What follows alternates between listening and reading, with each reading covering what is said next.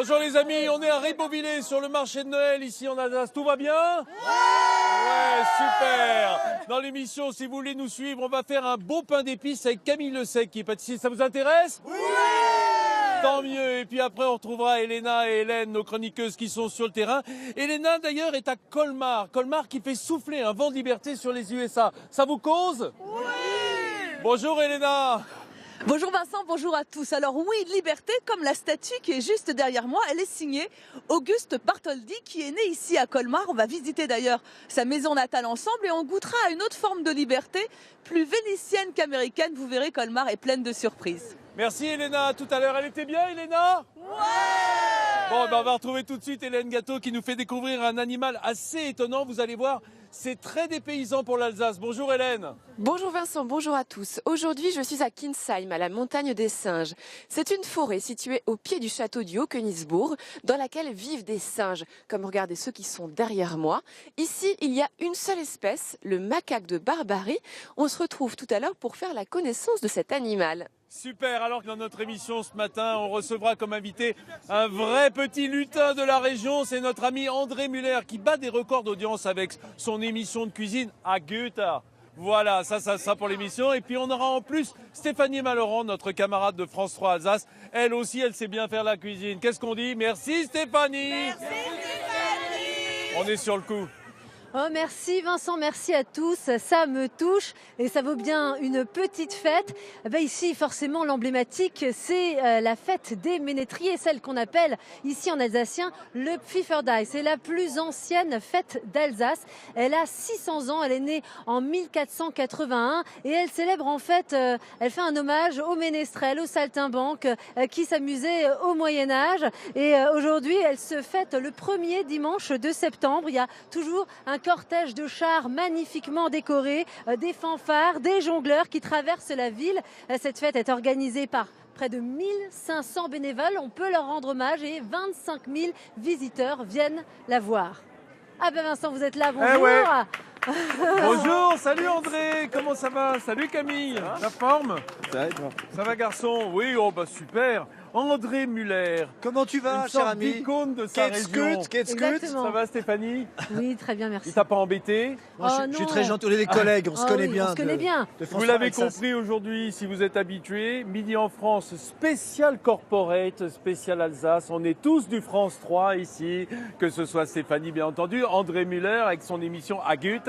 Tu l'as bien dit cette fois-ci, bravo. Ouais, bravo, bah, dis donc, j'ai travaillé mon alsacien, qu'est-ce que tu crois, hein? T'as intérêt, bien entendu. Et alors, avec nous, Camille Le Sec, qui est bonjour, pâtissier, ouais. qu'on connaît bien. Ouais. Hein. Alors, Camille, on s'est dit, André, on le connaît, il aime le sucré. Moi, je préfère le sucré qu'au salé, ouais, tu as Bah, raison. voilà. Moi, j'adore tout dit, ça. D'ailleurs, est-ce qu'il n'y a pas une expression pour les becs sucrés en alsacien, quelque chose? Ketsukerter, puis Ketsukerter. Voilà. D'accord, ben c'est pas grave. Ouais, voilà. Je te laisse le dire. Moi, je parle alsacien couramment. Ouais. Bah, je c'est ce sais qui bien. fait peut-être le succès aussi de mon émission avec Goethe, parce que c'est en dialecte, et le dialecte, c'est là les racines. On parle avec le cœur et avec le ventre, tu sais. Puis alors toi, André, on peut dire que, un peu comme on le fait nous, tu sillonnes l'Alsace dans Avec- tous ses recoins, mais toujours à travers les plats, les traditions culinaires, gastronomiques. Pas que le culinaire, j'ai fait aussi un peu d'histoire. Je raconte la passion d'un chef de cuisine ou d'une ménagère ou d'un curé. C'est un peu tout le monde. Ou d'un bûcheron. curé.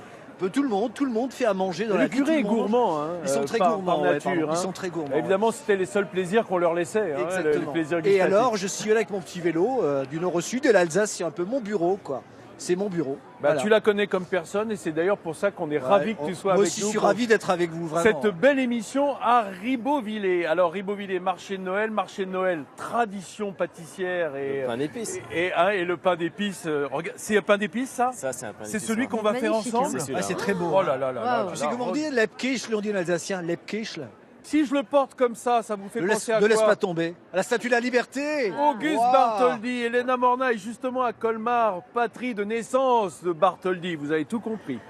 Et pour cause Vincent, Auguste Bartholdi, c'est lui. C'est celui qui a sculpté la Statue de la Liberté inaugurée à New York City en 1886. Alors, je suis ici dans sa maison natale qui a été transformée en musée. Il faut savoir qu'il est né ici, il est parti à l'âge de 10 ans vers Paris, puis il a fait le tour du monde, mais j'ai l'impression qu'il n'a jamais vraiment quitté Colmar. Bonjour Isabelle. Bonjour Elena. Il est resté très attaché à cette ville, Auguste. Il est très attaché à cette ville, il y a laissé son cœur, il y revenait tant qu'il pouvait. Il a offert à la ville de Colmar de nombreuses statues, cette statue qu'on trouve un petit peu partout, et un joli musée.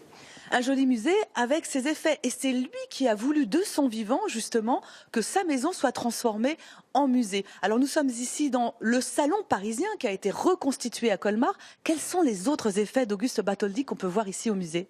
Eh bien, il y a un lustre assez extraordinaire auquel il tenait beaucoup et qu'il avait fait reproduire sur sa carte de visite.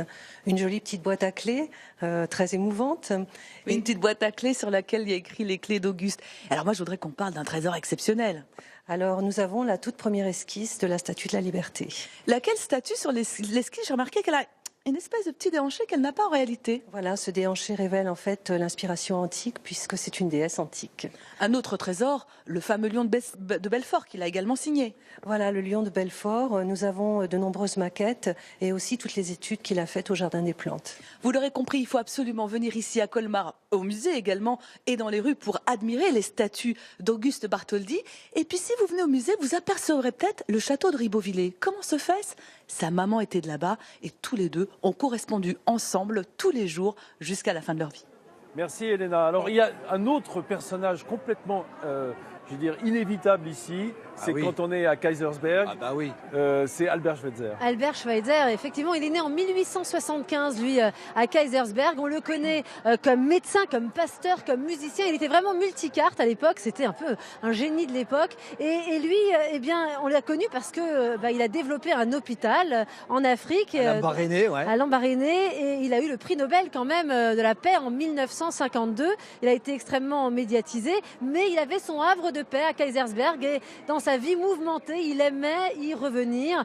Et aujourd'hui, on peut la visiter. Évidemment, c'est devenu un musée, c'est une maison musée telle qu'il l'a quittée en 1959. Et voilà, d'ailleurs, il y a même une extension qui va être faite de ce musée. Un projet pour le développer, projet. ouais, Voilà. exactement. Bien, ce qui devait lui manquer à Albert Schweitzer, là-bas dans son dispensaire, c'est le pain d'épices. Eh ben, on va le le pain faire. d'épices qu'on va faire avec Camille Le Sec. Camille, comment est-ce qu'on commence? Montre-moi alors. On va prendre du lait, on va faire infuser de la badiane, on va laisser chauffer tranquillement pour D'accord. vraiment que l'anis parfume le lait et que ça se diffuse ensuite dans le pain d'épices, quoi. Et en attendant, on va commencer à casser nos œufs. Alors, dans le pain d'épices originel, c'était juste un pain qui était agrémenté au moment des fêtes avec du miel, puisqu'à l'époque il n'y avait pas de sucre, on ne tirait pas le sucre au Moyen-Âge. Donc c'était très dense. Il y a vraiment le pain d'épices vraiment typique alsacien. Celui qu'on décore là, Celui qu'on décore, qui est ici. comme il est là. Et après, on a le pain d'épices qui est un peu différent, Un un gâteau. peu plus en forme de gâteau, qui est le plus moelleux là. Ça. Ensuite, on va notre miel. Alors qu'est-ce que c'est? C'est un miel liquide? Voilà, c'est un de miel. sapin, non? Miel de De sapin, Vosges. miel de sapin Ah bah oui, je le d'Alsace, vois tout de suite à la couleur, hein, je Ah ouais, reconnais. c'est du vrai de la région, quoi. Oui. Bon, pendant que Camille est en train de battre les œufs avec le miel, Hélène Gâteau, notre vétérinaire, va nous faire découvrir une colonie de singes installée au beau milieu de la forêt alsacienne. Effectivement, Vincent, je suis à la montagne des singes. C'est une forêt de 24 hectares qui abrite jusqu'à 240 macaques de barbarie qui évoluent en semi-liberté. Ici, on peut les observer vraiment vivre dans des conditions qui sont très proches de leur milieu naturel. Je retrouve tout de suite Guillaume. Guillaume, vous êtes le directeur de ce parc. Guillaume, il neige, il fait froid. Est-ce que les macaques de barbarie ont dû s'adapter au climat alsacien ? Non, ils ne sont pas adaptés parce que c'est un singe qui est originaire des montagnes en Afrique du Nord, au Maroc et en Algérie. Ils peuvent vivre jusqu'à plus de 2000 mètres d'altitude. Là-bas, en hiver, il fait froid, il y a la neige, il peut faire moins 15, moins 20 degrés. Donc ça ressemble finalement à ce qu'on est en train de vivre ici. Tout à fait, quand vous les regardez, ils ont ce beau pelage d'hiver qui est long et épais et qui les protège bien du froid. Comment est née un jour l'idée d'ouvrir un parc qui est dédié à cette espèce, aux macaques de barbarie et à elle seule ? Alors le parc a bientôt 50 ans, il a été créé en 69 et c'était un des parents des fondateurs qui habitait à l'époque à Alger. Et les Algérois aimaient bien aller dans l'arrière-pays découvrir cette espèce dans leur forêt d'origine. D'accord, donc il a décidé de ramener finalement ces animaux qui se laissaient relativement bien approcher ici même. Oui, le singe est un animal fascinant et puis ces animaux-là sont fantastiques. C'est une espèce qui est vraiment intéressante à observer et étudier. Quel est d'ailleurs son statut aujourd'hui à l'état naturel dans les montagnes de l'Atlas justement? Alors il est malheureusement classé en danger. Les populations il y a 30 ans étaient à peu près à 23 000. En ce moment il y a moins de 8 000 singes dans leur population sauvage. Il est important de le protéger. Quelles sont les menaces qui pèsent aujourd'hui justement dans leur milieu naturel? Diminution de l'habitat, on coupe beaucoup trop d'arbres, donc perte de forêt. Et puis aussi un commerce illégal de bébés magots. On estime à 300 le nombre de bébés retirés chaque année au Maroc et vendus comme animal de compagnie. Et vous imaginez bien que ce n'est pas du tout fait pour être un animal de compagnie. On se retrouve tout à l'heure lors du nourrissage pour observer justement les comportements si étonnants de cette espèce. À tout de suite. Merci Hélène, à tout à l'heure. Alors il y a d'autres faunes évidemment passionnantes en Alsace parce que c'est un pays où il y a beaucoup d'animaux sauvages. Je vous emmène à Soultzmatt où depuis 2 ans il y a 9 nouveaux locataires, des daims qui sont dans un parc de la commune. Et alors qui s'en occupe? Eh bien ce sont des Soultzmattois qui comme ça viennent tous les jours les voir, dont Rachel qui fait partie des 5 bénévoles qui se relaient pour veiller sur ces daims, qui leur donnent à manger, qui Les brosser par exemple. peut-être en tout cas. Les taches blanches qui partent après. En tout cas, la vertu que ça a, c'est que ça permet d'entretenir le parc de manière complètement écologique. Les daims se sont bien adaptés. Et est-ce que vous saviez que c'est en Alsace qu'on retrouve le plus de daims en France? Il y a 1000 têtes. Mais on a tout plus en Alsace. On a tout plus. Et on a tous en plus quoi. Plus. Tu le savais Voilà. ça, Vincent? Oui, C'est Monsieur Plus, tu sais. Merci André. Ouais, je t'en prie. Bon, si on retournait à la recette un petit peu. Ah bah parce que regardons ce qu'il fait Camille, on voudrait bien savoir comment on fait ce pain d'épices. Là, Là, c'est toujours, ça sent très bon. Quand tu fais ça simplement, tout ce miel remonte, Ouais. tout le parfum du miel. tous les parfums de la forêt Qu'est-ce que d'Alsace. tu mets avec là ça. Là, on va mettre de la marmelade d'orange Dedans. dedans. Ouais. Et ça permet aussi de garder, comme le miel, un peu de garder ce côté moelleux et parfumé du pain d'épices. Et ça, c'est important. Ce qu'on a fait tout à l'heure, hop, le mélange.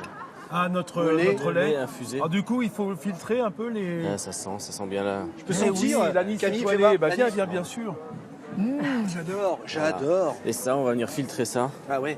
Hop. Oui, Tu veux un coup de autant. main Tu vois, autant, alors pour ceux qui se demandent la différence de goût, autant l'anis vert est très herbacé, très vert, avec Ouais. des notes très de tête, alors que l'anis étoilé, c'est boisé, c'est profond, c'est plus épicé. C'est quoi. plus épicé, ouais.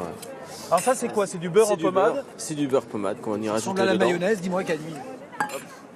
Tout ça se fait, bon là on le fait au fouet, on peut le faire au batteur chez On peut soi. le faire au batteur, ouais, sans problème.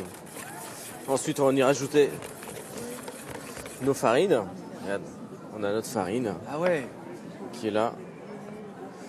Là, Tout d'un coup, Tout d'un coup, ouais. voilà. Là, j'ai de la farine de seigle, principalement. Ah ouais, Et de la farine la traditionnelle. farine de quoi. blé, ok. J'ai un peu de fécule. Qu'est-ce que va apporter la fécule? Là, c'est un liant aussi. Ça permet d'avoir la consistance, la tenue aussi du pain d'épices. D'accord. Bon, on va Les laisser épices, on a de la Camille. cannelle, très Travailler à la important cannelle, aussi. j'adore. les épices, tout j'adore ça, la là. cannelle. Oula, oui. Ah oui, ouais. carrément. Ah ouais. On a de la cannelle et du 4 épices aussi. On va venir mélanger Touille, ça. tu Bon, touilles. tandis qu'il touille, tandis qu'il mélange, tandis qu'il bat, On va où? nous allons prendre un petit peu de hauteur au-dessus de Ribeauvillé, Stéphanie, Oui. pour cette fameuse, parce que là on est dans la partie pâtisserie-boulangerie, mais toi c'est la tour des bouchers que tu nous présentes. Oui, la tour des bouchers du XIIIe siècle.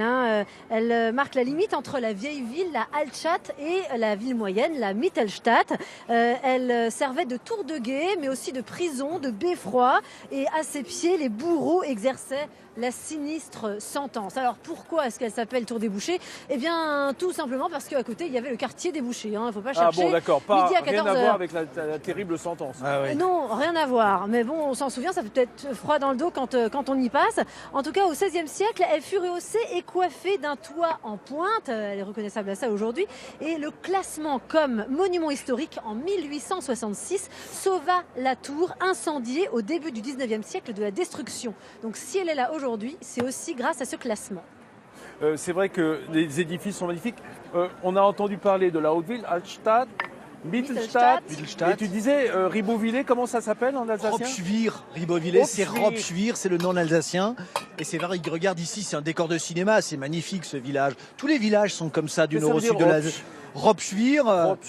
Mais ça veut dire Ribeauvillé, quoi. Ah, voilà, bah voilà, attends. Jacques Estricule. Bien Mais sûr. Vincent, mais ça veut dire... Enfin, c'est vrai, j'écoute pas. Bah, hein. du coup, C'est voilà, terrible. si tu m'écoutes, Je c'est suis pas de problème. je suis pas encore au point. Mais c'est au vrai point que en l'Alsace, du alsacien. nord au sud, c'est magique, quoi. C'est Hollywood ici, c'est des décors de cinéma.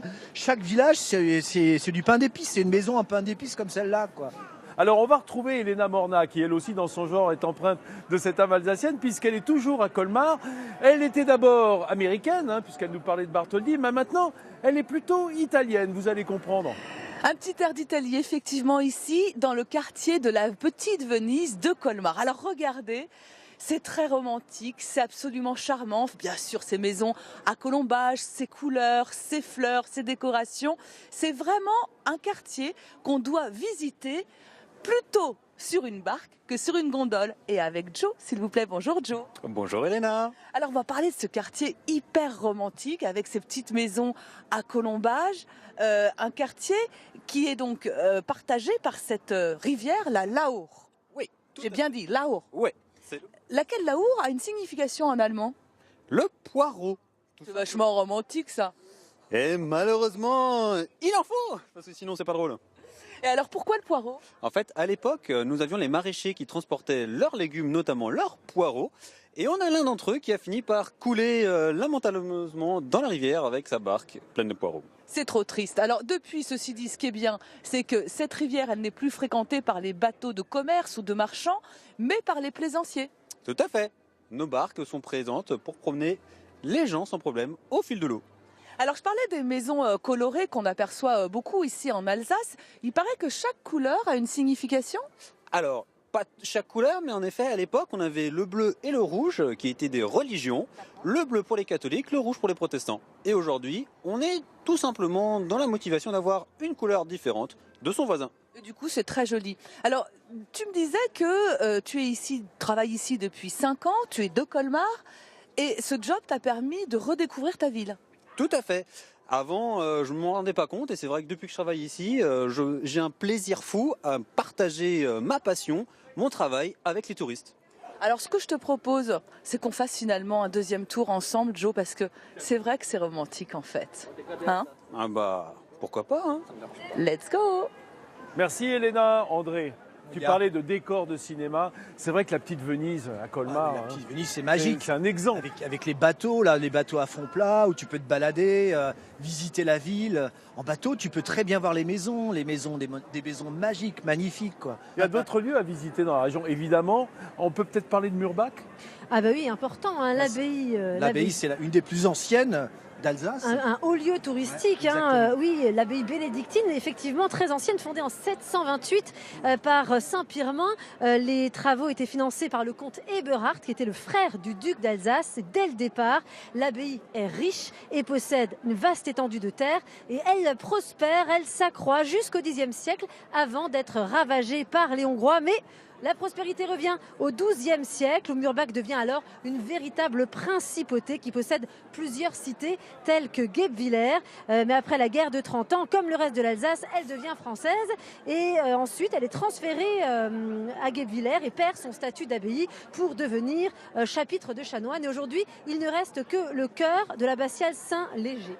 Il y a un autre endroit dont j'aimerais que tu nous parles, Stéphanie, parce qu'on parlait de l'abbaye de Murbach, mais il y a aussi le couvent des Dominicains à Guebwiller. Oui, ça c'est à Guebwiller. Il a été construit au XIVe siècle, hein, sous le Saint-Empire romain germanique. Il a une église, un cloître, et il a traversé de nombreuses guerres et de révoltes avant d'être déserté par les frères prêcheurs dominicains lors de la Révolution française. Et aujourd'hui, ça a changé un petit peu, puisque c'est devenu vraiment un haut lieu culturel, un lieu culturel depuis le 19e siècle sous l'impulsion de Jean-Jacques Bourcard, c'est son propriétaire. Une salle de concert est construite dans le cœur de l'église.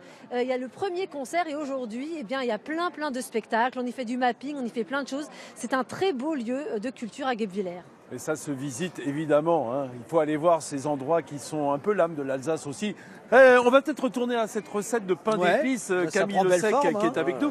Ça prend belle forme. Écoute, j'admire la beauté de ce moule qui pèse 1,8 tonne à peu près, hein, en fonte. Ouais, c'est des vrais moules d'époque. C'est comme une cocotte, sauf que c'est un moule. Tu sais d'où il vient? Il vient d'Autriche. Parce qu'en Autriche, ils avaient ce genre de moule, ouais.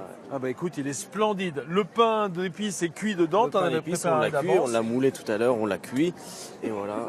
Ça se Et démoule on va venir. Tu facilement. arrives à le démouler là, tu T'as du crois bien beurré ou Ouais, beurré, fariné.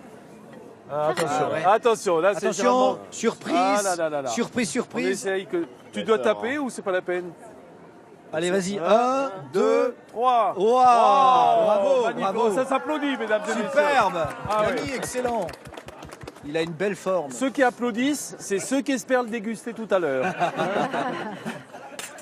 Et là, Et tu vas ça- le vernir. Et ça, on va lui mettre un peu d'abricotine. J'appelle ça Alors qu'est-ce que l'abricotine. c'est? moi. C'est un peu c'est une gelée d'abricots. Ah, c'est beau, ouais. Tu as un beau métier, Camille. Hein. J'ai fait des petites oranges confites maison. Ah ouais, fais toi-même. C'est une maison, ouais, je les ai faites. Wow. Et c'est vrai que ça n'a rien à voir.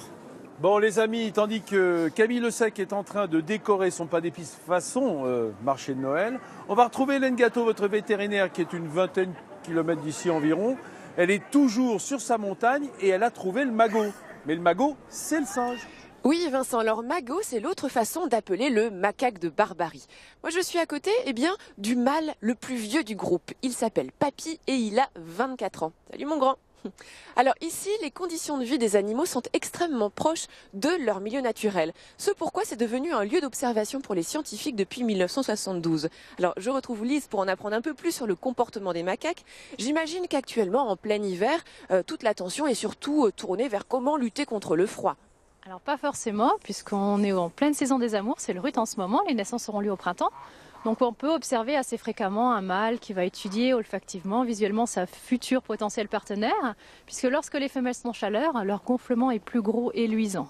D'accord. Cela dit, c'est une bonne façon de se réchauffer aussi pendant l'hiver. Tout à fait, oui. Alors, ce que j'ai également pu remarquer, c'est qu'il y a aussi la présence de bébés qui ont sûrement dû naître au printemps dernier et qui sont portés par les adultes. C'est ça, donc ils ont à peu près entre 6 et 8 mois, mais alors attention, ne sont pas forcément portés par leur mère, puisque les mâles adorent s'occuper des bébés. Dès les premiers jours, ils les portent, ils les épouillent, ils les protègent. Et ce qui est vraiment unique chez les magots, chez les macaques de Barbarie, c'est que les mâles utilisent les bébés pour entrer en contact amical avec d'autres mâles. Ils les empruntent à leur mère pour aller se faire de nouveaux amis. Alors ici, donc mâles et femelles s'occupent des petits. C'est une société, celle des macaques, décidément très moderne. Il y a également l'épouillage, un comportement que l'on peut observer chez de nombreux primates. Il sert à quoi? Rappelez-nous, Lise.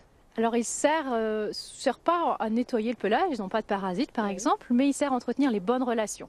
Donc c'est très fréquent entre membres d'une même famille, entre amis, ou parfois aussi après un conflit, en guise de remerciement pour le soutien obtenu. Eh bien voilà tous les comportements que l'on peut observer ici à la Montagne des Singes, qui est actuellement fermée, qui ouvre au mois de mars.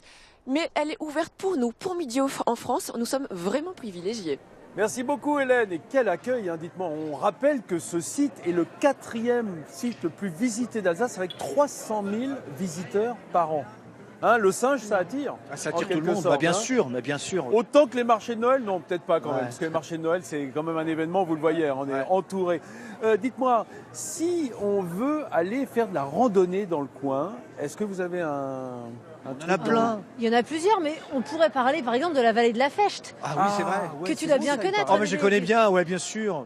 Je suis un peu un pêcheur à la mouche, c'est ma grande passion. Oui, la Fechte, Et c'est une rivière d'abord, il C'est faut une le rivière. savoir. Ouais. On y pêche à la mouche là-bas aussi. C'est dans la vallée de Münster, hein, elle coule sur une cinquantaine de kilomètres, donc on peut y pêcher. Et elle a donné son nom donc à cette vallée qui s'étend sur 10 kilomètres entre les sommets du Petit Ballon et du Honeck. Elle a fait un panorama splendide, c'est une des plus belles vallées des Hauts-de-Vosges, elle mérite le détour. Et donc on peut y randonner effectivement, et si on part de bon matin, si on a de la chance, on peut y rencontrer des chamois, parce que c'est un endroit qui est resté sauvage dans son jus, et dans ce massif d'origine glaciaire, les lacs luisent dans un écrin de rochers et de résineux. Imaginez qu'il y a encore 2 siècles et demi, on y trouvait des ours qui régnaient en roi.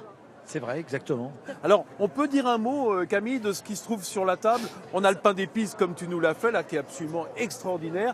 Les maisons en pain d'épices. Ça, ouais, c'est vrai qu'avec toute l'équipe qu'on a à Mutique, on s'amuse pour émerveiller les enfants et les adultes à Noël et tout ça. Et on peut faire des moulages en chocolat. Le Père Noël qui est en Jaguar, tu vois. Regarde. Ça, mais ça, c'est vraiment des trucs. Une XK 150. Mais il va tout Mais c'est pas possible, mais t'es un gamin. Qu'est-ce que c'est bon le chocolat.